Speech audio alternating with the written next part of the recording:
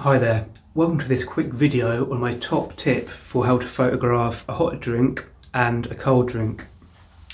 So when it comes to photographing cold drinks, my favourite thing to do is to actually add condensation, and how I do that is by putting it in the freezer for 15 minutes or so, and then when you take it out, get the drink in there quickly and start taking your shots.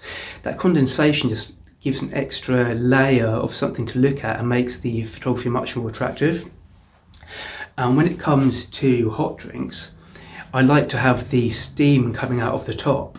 So, and obviously you want to be fast with this before it cools down. So as soon as you brew your coffee, for example, get your camera out, get on a fast shutter speed so that it's not going to look blurred at all, and then take it there and then.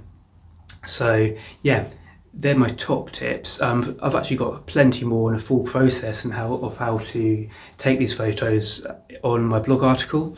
I'll link it below. Yeah, give it a click and let me know what you think. Cheers, bye.